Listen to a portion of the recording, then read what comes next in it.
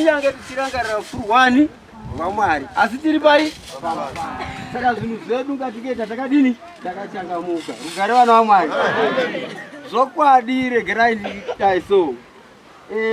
Ndanzwa zvavachitaurwa ndazvihwa. Rugare ini nzeve dzangu dzakadini dzakateerera asi regai kotoinda manje handindiri timbonitangira ipapo timbonzwa mashoko amabasa avapostori 23 number 26 inoti Claudia Risia kuna Felix mubati wakakurumbira kwazvo kwaziwai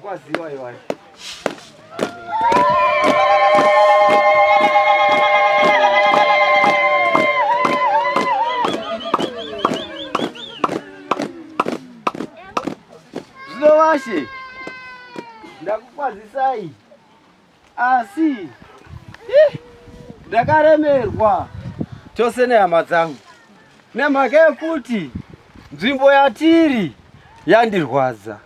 Rugare vana vaMwari. Tiri kushayiwa kuti tofema sei nemhaka yekuti pane zvandambonzwa mukomana achitaura pamusoro pokutevera vamwe ndokudzokera kupi kumashure ndokubva taremerwa nazvo. Ndikati woite iwo watopinda handi ndizvo zvino zvaakupinda nenzira yatiri kuda kutiko kuremerwa kwedu kurerutswe zvinotomboita sei nokuti munongozviziva kuti nzvimbo yedu yese vaprista vazhinji vakaenda. Rugare vaprista vamwe vakadzokera kupi futi. Rugare zvinoenda kubva ndati aiwa isusu tichiripo hedu nokuda kwemabasa apostoli chapter 10 verse 42 vozobva vozoenda ku30 handiri 10 wanga vasati waenda. Rugare vana vaMwari. Rugare vana vaMwari.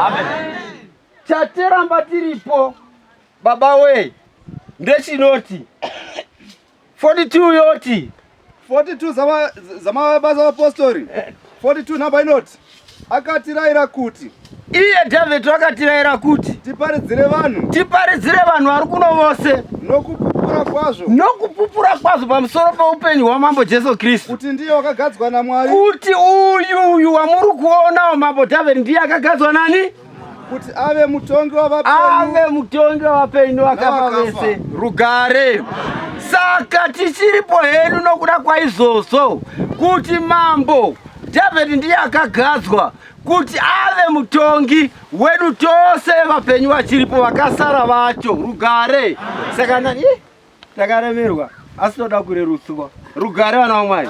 Ndokubva tazoti takagara pasi kwakubagara pasi tikati ngatimbofunge rimwe zano. Rugare ndokubva tati pavhesi 30 handi ndizvo 30 number inoti yoti Kornelio akati kuna mambo ava mazuva mana Kornelio kusvikira panguva ino kusvika panguva yatakagara ineyi ini ndakanga ndichinyengetera akanga achitonyengetera mumba mangu nenguva yepfumbamwe pamusoro pedambudziko iroro. Ipapo ndikaona murume amire pamberi pangu. Ndokubva taona murume akanga akamira pamberi pedu ane nguo dzinopenya akanga akapenya mambo David. 31 ikati ndokubva yati akati Kornelio ndokubva ati kunyengetera kwako kwanzwikwa. Zvikanzi iwe Kornelio kunyengetera kwako kwanzwikwa. Imi vanhu vokusouth kunyengetera kwenyu kwadini kwanzwikwa.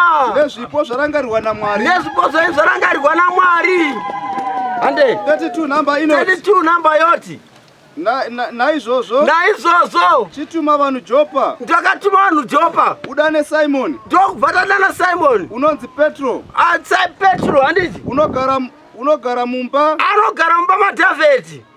Handei maSimon musuku wamatebwe. Handei pagungwa 33 noti yoti naizvozvo takakurumidza yedu kufunga kwamuri inotototuma kwamuri kuti uye mutinerutsire zvoka iri zvino zvamauya zvakadini hazvo. Zvino isu tose tiri pano, isu tose mambo we pamberi paMwari kuti tinzwe zvose, toda kunzwa zvese zvamarayirwa naShe wenyu kuti zvinonzi kudii kwatiri. Baba ndiri muranda wako kana ndaka ndinoche Baba uyo chako ndiye Jakondie. Oh, Jakondie.